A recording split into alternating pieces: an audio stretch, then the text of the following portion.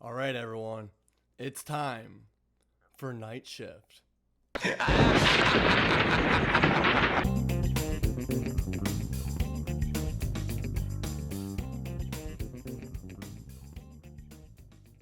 Hey everyone, what's going on? Back with a brand new video. I know I just previously uploaded Rage, which was my current book at the time of finishing, but now we are diving into and we are talking about Night Shift. Now, a few things to discuss about Night Shift before we actually dive right into the stories is that Night Shift was Stephen King's first collection of short stories. It was published in 1978, and not only was it his first collection of short stories, it was also the first book that Stephen King ever wrote a foreword to in the beginning of the book. And there's an introduction in the beginning of the story as well from one of Stephen King's favorite authors, John D. MacDonald. I reflected back on my Stephen King tier list about this and what I discussed on it. I will mention later once I give it the overall rating. I have actually enjoyed this so much that this was and still is my favorite collection of short stories by him. However, I do have to again keep going through the stories and reread them again. It was a great collection of stories and I can't wait to dive into it. We are diving into 20 stories today, so this video is gonna be a little longer, so sit back, relax, grab some popcorn, and let's discuss what is in Night Shift. So a lot of the stories within Night Shift were actually published in a column called The Cavalier, I believe, and he mentions that obviously into the story as well, but most of the stories again published from underneath The Cavalier, and there was actually a few of them within the story that were unpublished until he put them into Night Shift as well. So a lot of good stuff in here. It's a lot of juicy things. What we're going to do is I'm going to go through every one of them, not super long because then we will be here forever. 20 stories. We're going to dive into each one of them, hopefully gain a little bit of interest from you. If you haven't read Night Shift, I highly recommend it. We'll talk about the rating at the end of all these, but I'm going to discuss each and every one of them, and then after I discuss each and every one of them, I'll mention it too if one of them are my favorites. There are about 6 stories in this that are actually like my top favorites. I know it's weird to have top 6 in a book of 20 stories, but these are my favorites, and again, I will go through and mention them as well. But let us first start with a great one as well. This one is on my top favorites in this story, and this is Jerusalem's Lot. So obviously, if you've read Salem's Lot about it and you've seen my review, I will leave that in the link description as well, which talks about Salem's Lot is the cut and short version of it. But Jerusalem's Lot is a little bit different than the previous novel that he had written in the 1970s. So in Jerusalem's Lot is actually dated back way before Salem's Lot. It is dated back in 1850. This story is told through a series of letters and diary entries throughout it, so it's very interesting perspective of how he wrote this. And we have 2 main characters in this, and these 2 characters are actually going hand to hand together because they are next to each other. They are with each other during the whole experience of going through Jerusalem's Lot. One character's name is Charles Boone, and then the other character is named Calvin McCann, or of course they call him Cal in the story, which anytime I see my name in the book, whether it's my nickname or not, I always find it enjoyable to read. Throughout Jerusalem's Lot, like I mentioned, there are diary entries and letters that are mentioning throughout the story how it's written, and they're in this kind of like abandoned, ancestry house that's kind of, creepy, haunted in some way. That it is not the Marston house. So if you think about Salem's Lot, it is not the Marston house because again, this is way back in 1850. But in the house, they are thinking and finding that there's a lot of creepy shit going on. Again, there's like rats in the walls and like stuff crawling all over. It's really gruesome, really creepy, but which I really love it. However, with Charles and Calvin in the house, there's a lot of bad history with this house, and again, that's why some weird occurrences are happening. So being in the town of Jerusalem's Lot is also just a very bad town right from the get-go, and then having this house too, it kind of has that similar theme of Salem's Lot, the novel. In this story, it's really interesting, it's really exciting because there are entries and entries that get a little more detailed, and as Charles is writing his entries in the diary and stuff, and then also Calvin is writing in his little notepad as well, talking about Charles tends to go a little off board or off kilter throughout the story. I'm not going to spoil anything, I want you to read it, but again, this story is one of my favorites, and that is Jerusalem's Lot. I highly recommend it, starting off with number 1. Story number 2 is called Graveyard Shift. So this story is interesting because I really remember the story very vividly from the first time I read Stephen King back in like 2020 or something like that. This story is so vivid because it deals with characters that are in a textile mill. Within the textile mill, they are obviously working for this kind of dick of a boss, and it's funny because there's some humor in it, but there's also some really nasty, gruesome stuff that happens in the story. Again, it's Stephen King. If it's not nasty or gruesome, then he's failing. Not really, but my opinion. So the main character in the story goes by Hall, gets recruited to actually from his boss with a couple other people to actually do a cleaning of the textile mill. Apparently it hasn't been cleaned in years, and again, he needs to get a crew together to make sure it's cleaned up to date and all that, you know, textile factory type of stuff. Before they even clean the textile mill, throughout the work days, you know, they're coming in encounters with rats here and there. Again, it's not a very sanitized place. Again, if you have a health inspector coming in to check out this textile mill, he's probably going to shut it down. That's how nasty it is. But yeah, the rats are crawling everywhere. So on the day that they are going to clean the textile mill, they starts off normal, you know, they're going into the cleaning. Hall is actually working with a couple other co-workers, and the boss is there as well. Again, he's rude, he's mean, he's a pushover, he's lazy, all that stuff. So when Hall actually finds that there's actually what's a sub-basement of the textile mill, the boss actually realizes that, but he says, don't worry about it, just keep working. Well, however, they like to feel like they need to go down there and check it out because there's some things that are living within the sub-basement of the textile mill. Very interesting story. It really twists, it really brings you into the story. And again, this is a really great one. Not one of my favorites, but again, I do enjoy it, and I did enjoy it. Again, very vivid if you read it. And I listen to Audible, for those who don't know. Audible really helped with this story. It helps me enjoy the characters and the settings better and the overall story. But Graveyard Shift, again, nasty one, but it is the one that goes really quick, but it gets right to the point. All right, story number 3 is called Night Surf. Night Surf, I will mention right now, is not one of my favorites. There are a few throughout the book that aren't my favorite as well, Night Surf being one of them. So Night Surf is a post-apocalyptic story that has, you know, the few handful of characters. There's not really a lot of detail that go into the characters. One of them's named Bernie, and then obviously there's other ones too. Bernie's kind of like, you know, in a way, when I read it, he's pretty stuck up. So with it being post-apocalyptic, there were 2 viruses, the A2 virus and the A6 virus. So 2 different viruses without the story. It's just kind of explaining how obviously they got taken off, you know, everyone's dying and all that jazz too. So there's a few remaining humans that are walking basically the earth, and they're obviously trying to survive, but then some weird turns start to happen as well. This is a very quick one as well. This, like I mentioned, the characters with short stories, it's hard to obviously get the characters all in line, but you're gonna have those when you have a collection of stories. So Night Surf, check it out. You'll still read it. Maybe you'll find it more, you know, appealing. But again, everyone has their own opinion. So that's Night Surf. So story number 4 is actually called I Am the Doorway. I Am the Doorway is a science fiction short story, and this deals with obviously an alien that came from like Venus or Mars. It's one of those planets, I can't remember off the top of my head, but this one, again, not one of my favorites. Science fiction, the genre, has to really kind of like draw me in really hardcore for me to actually enjoy it. But the main character, Arthur, within the story is kind of, you know, has bandages on his hands, and he started kind of like complaining about how his hands are starting to itch and stuff. After all the alien talk and, you know, the occurrences with the aliens, things are starting to go wrong really quickly, and Arthur is obviously trying to survive throughout the story. And with the science fiction, you know, for those who do love science fiction, I do recommend it because it's a quick one. It did give me like Twilight Zone vibes. This is the dimension of imagination.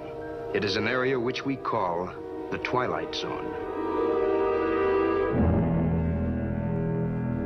So for those who watch Twilight Zone, which is a phenomenal series if you've never seen it, I do like that because a lot of that is science fiction, and that gave me vibes of it. So that's what made me kind of actually, you know, read it at a good pace.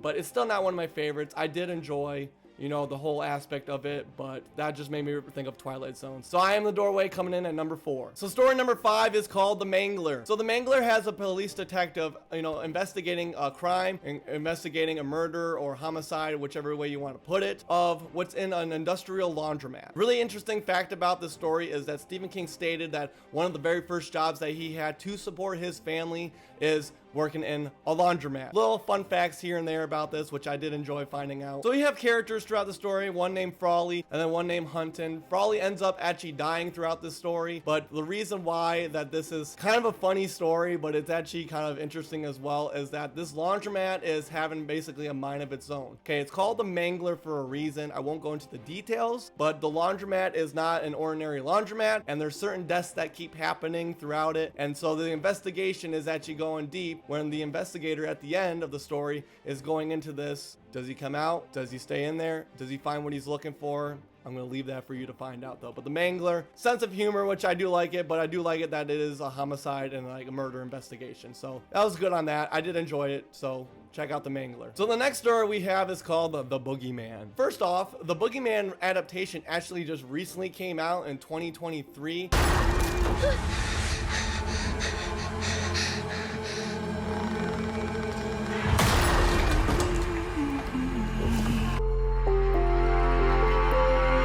And I'm trying to the life of me remember. I believe, yes, I did see this one. I don't know. I've only seen it once, but I remembered it, but it was all right. Certain newer adaptations I'm not very fond of, but the older adaptations of Stephen King's work I do really enjoy. So the Boogeyman takes place in the office of Dr. Harper. Again, this is a very limited setting for this story. It does make it easier to understand. So as Dr. Harper is obviously working with his patient who is named Lester Billings. Now, as Lester Billings is telling a story about the 3 murders of his children, he blames it on who's called the Boogeyman. Now, with each occurrence of the child that is passing away, unfortunately, there is some instances where the children are crying out, usually during the nighttime. They're seeing something coming from their closet. You know, obviously the dad will come rush in, Lester will come rush in, check on his kids. And then there's times where he's too late, the child is gone, and then the child is either out of the crib if they're a young infant, or just out of their bed, and it's just very, very creepy on how these children are dying. But the really interesting part about this is one of my favorite, I do like this one, is the twist at the end. I love the certain twists that Stephen King puts in his short stories and just his novels in general, but this twist was very, very cool, and the narration of it did it very well, and I was actually really enjoyed about reading this. But the Boogeyman starts off again in that office. Doctor's trying to obviously help out his patient. Lester is just, you know, a hot mess, but throughout the story you understand what goes on and who becomes maybe what is the Boogeyman. So check the Boogeyman out. Again, one of my favorites. I think we're at the top 2 of my favorites right there. So I think I have 4 more favorites throughout these stories. So the next story within Night Shift is called Gray Matter. Now, Gray Matter is told from the perspective of an older fella throughout the town of Bangor, Maine, and he is telling the story of an instance where a child is in very bad danger because of his father throughout the story. So the father within the story is named Richie. Now, Richie was in an accident at his work, so he's got a lifetime workers' compensation. So he's home, he just sits on the, you know, there's a recliner, his chair, and then he doesn't have to work because, again, he's injured.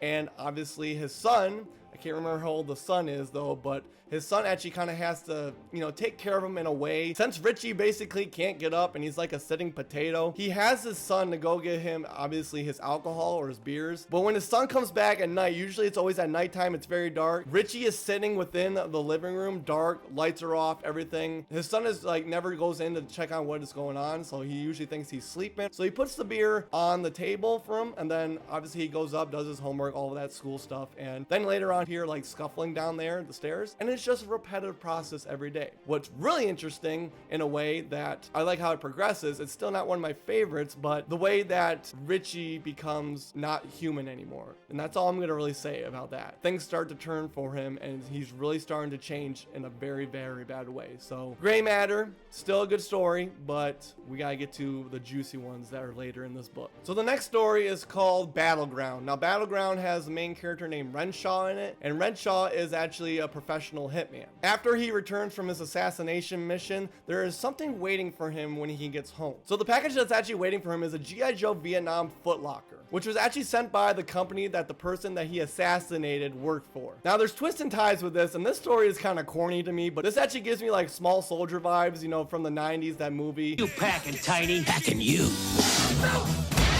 Small soldiers. You'd have to be crazy not to be scared. I actually love that movie a lot. It's a really, really great childhood memory of mine. Again, the G.I. Joe action figure, you know, kind of, you know, it comes to life in a way, and I'm not going to go into the details of it, but again, there's corniness to it, but it's kind of funny just actually reading it. But it was an entertaining story, I will say the least, and yeah, it just gave me that Small Soldier vibes. But yeah, Battleground, you might laugh with it when you read Battleground, so check it out. All right, the next one we have is called Trucks. Trucks is actually one of the famous adaptations, because the adaptation of Trucks is actually called Maximum Overdrive, starring Emilio Estevez. Cool part about Trucks, Maximum Overdrive is it was actually the only one that Stephen King ever directed. Very cool. I actually saw this not too long ago. Not one of my favorite adaptations, but it still is a good one. Now with Trucks, it's a very broken down story. It goes a lot quicker, but Trucks takes place at where you think a truck stop. So in the truck stop, there is actually some weird things happening with the semis, the trucks that come in, and they have a mind of their own basically throughout the story. They are basically in a way plotting against the humans,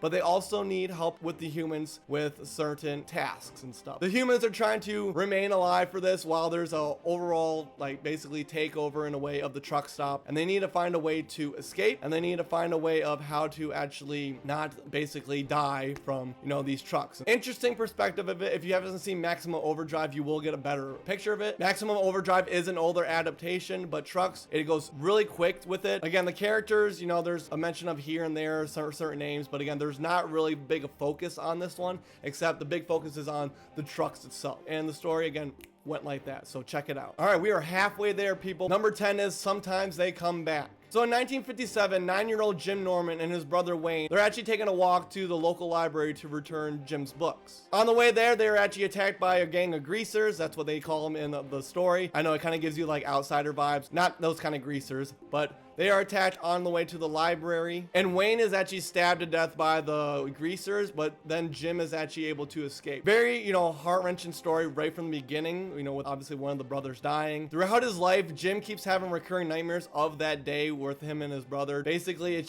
takes a toll on him. It's very heart-wrenching, but it gets really interesting throughout the story, because if we fast forward to basically 1974, Jim is married, you know, has the kids, all that jazz, you know, he's a teacher, I believe, off the top of my head. And as he's a teacher, he actually gets a new student in his class. There's some other deaths that happen within this story, but the student that he actually has that comes to his class, which I'm not going to mention, is very peculiar, because with this student coming into his class, his nightmares basically come to life, if you want to think of it that way. So I did enjoy this one. It's not on my top favorites, but I do like that Sometimes They Come Back. It just has that overall premise of there's a lot of different twists and turns with it, especially from the intro, from the middle, and then from the obviously the ending of it too. So very well written by Stephen King, and again, I enjoyed it a lot. So the next story we have is called Strawberry Spring. Now Strawberry Spring takes place on a college campus, and this one is basically your college campus like serial killer murders. So again, these murders keep occurring. There's obviously police investigations, and then throughout the story, obviously there were no legitimate suspects found, and then 8 years later, this recurring thing keeps happening where obviously the same campus, the same type of, you know, Strawberry Spring serial killer keeps happening. It's just one of those slasher types of short stories, so it went quick. Not a big fan of it, but it did have obviously some good parts here and there. All the stories basically had good parts here and there, but again, when I say one of them is my favorite, it means I actually enjoyed it from start to finish. So the next story is called The Ledge. Now I actually found this one interesting because this one feels like a kind of like a mafia story. Now Stan Norris is our main character and our main protagonist, and obviously he's kind of in the clutches of a mafia guy named Kressner. Kressner wants to get revenge on Norris because he found out that he has been having an affair with Kressner's wife. Once that comes into play, Kressner likes to have this like kind of little mind game playing with him, and what does it deal with? It deals with a ledge of a very tall building. Kressner is trying to test Norris if he's going to listen or not, and so when it comes to the ledge, he asked him very weird things to actually have to do on the ledge. At the end of the story, it takes a big twist, and I mean a big twist, and it's really interesting how it turns in a way. But this story was actually written very well in my opinion, because he starts off obviously the protagonist, you know, being where he is now, and then basically with a flip of a switch, the whole thing just shifts. And I do like when Stephen King does that. Sometimes it doesn't go in his favor, but this one I do like how it did. Wasn't my top favorite, but I did enjoy reading it. All right, the next one is called The Lawnmower Man. I absolutely loved this short story. This is one of my favorites on the list. This is actually an adaptation, but I've seen the adaptation of this, and it really doesn't match what goes on in the story, and I was kind of bummed. Like, I didn't watch the whole thing. I started looking, and like as I watched it, I'm like, okay, this really doesn't make sense. So I fast forwarded, and the whole like adaptation, it's like 2 hours or something long. It's like a long adaptation. So our protagonist is Harold Parkett. So Harold needs some lawnmower services or some like landscaping service of his yard. So he calls this local company. So he gives a call to a company named Pastoral Greenery. So Pastoral Greenery actually has this very fat pot-bellied guy show up at Harold's door, and as Harold opens up the door and he sees what is looking in front of him, he's like, you're gonna mow my yard? So that's the funny start of it. But then once the story actually happens, and then this one's interesting because the Audible version actually had the lawnmower going as the narrator was talking. Now, the lawnmower was kind of loud, so I couldn't really hear the narrator, which that's one thing I didn't really like about it. So when Harold was watching the fat guy mow his yard, he wasn't mowing the yard as a normal person would. Now, and I don't mean because he's fat, I mean that he does some pretty weird shit. Like, it's pretty funny, but it's like, if you were to see this in person, it's just kind of like, okay, can you just like leave and thank you for mowing my yard, but never come back? Because it's that type of vibes through the story. Before the Lawnmower Man actually leaves, Harold's obviously getting very bad vibes, and once he starts to, call authorities, the Lawnmower Man, he doesn't like that at all. And at the end of it, it's actually a very weird way of how the characters, end throughout the story. But I'm gonna leave it at that. It is a great one. It is funny to me, but this is one of my favorite ones, The Lawnmower Man. I don't recommend seeing the adaptation though. I really didn't like it at all. All right, the next one we have is called Quitters Inc. Quitters Inc. is on my top favorite of these stories. Quitters Inc. deals with a middle-aged man named Dick Morrison, and he is a heavy smoker. And Dick runs into an old friend at the airport named Jimmy McCann. Now they get to talking and catching up, and then Dick asks Jimmy, like, how are you looking so good? Like, you quit smoking? How did you do that? I'm still smoking like a chimney and all that. And then Jimmy gives a card that actually says Quitters Inc. It gives the address of all that stuff. And so like he was pondering of actually checking it out, but then he's like, you know what the heck? At a day at work, it was like 2 blocks away or whatever, right down the road from his work. So he walked down the Quitters Inc. And then this is how the story starts. As he goes into Quitters Inc., he talks to the manager, finds out, here, these are these terms. All right, here's a contract. And he's like, you have to sign a contract. And so as all these terms are happening, he is going to obviously learn how that quitting smoking is going to be easy just like that. The contract and all the stuff, it has those really sadistic twists with it. Quitting is not going to be easy as he thinks in his mind, but as he goes and progresses through the story, if he doesn't stick with the quitting, there's also a part in the contract that mentions his overall health, and if he's not maintaining the overall health, bad things start to happen. Check out Quitters Inc. It is a really good story. I like it, especially if you're a smoker. Maybe it'll give you a kind of idea of like, hey, maybe I should stop smoking. Who knows? I bet a lot of people do that. Funny enough is that Stephen King used to smoke like a chimney as well, and when he was writing this back in the 70s, he still was smoking. He was also doing cocaine as well. But as he was smoking, I'm wondering like if he ever tried stopping smoking after he wrote this. I'm very curious about that. But Quitters Inc., check it out. All right, we are on the 15th one, I believe. So after this one, we will have 5 more short stories. We're getting through it. Again, if you're sticking with me, I thank you very much. I'm hoping you're enjoying these stories, so let's keep it going. The next story is called I Know What You Need. I Know What You Need deals with our character, Elizabeth Rogan. Elizabeth is a very popular college student who actually meets this outcast named Ed. Now, Ed is a very peculiar guy. He wears mismatched socks. He's kind of a greaser. He doesn't dress really good, and things start to turn really interesting throughout this story. Now, throughout the story, Ed actually starts to help Elizabeth. Elizabeth has to take this huge final. Ed is actually already one that has taken the final, so he is there to help her with that. She passes final, gets an A on it. Very grateful of that, and there's a whole bunch of things. Well, the thing is with Ed is he kind of has this, it's not a power, but he has this premonition. He has this way of doing things that Elizabeth has either expected or has been thinking about. So it's kind of like the psychic kind of way. It's really interesting how this story goes really dark. Elizabeth kind of like starts to actually crush on this guy, Ed. But again, Ed is this weirdo who's wearing mismatched socks. He doesn't keep up with his cleanliness very well, so Elizabeth is falling for Ed. And throughout the story, again, when you have an ending in a short story, you have to have a very good twist. And then this one was a very good twist. Things start to go very dark, and then Ed becomes a guy who we do not expect to be. So check it out. So the next story we have is one that many of you may have heard of, and that is called Children of the Corn. Now with Children of the Corn, we have Bert and Vicky. Those are the 2 main characters. They are a couple. They are trying to save their marriage as they are driving to California to be with Vicky's brother and to visit him and talk with all that stuff. So they're on this road trip. They're bickering. They're fighting as they're going through. But then all of a sudden, Bert hits something with his car. Now, he finds out that it's actually a child that he hit. Very scary stuff. So he's like, oh my God, what do we do? What do we do? Well, the thing is though, next to where the accident is, as they are driving along, there is, what do you think? A cornfield.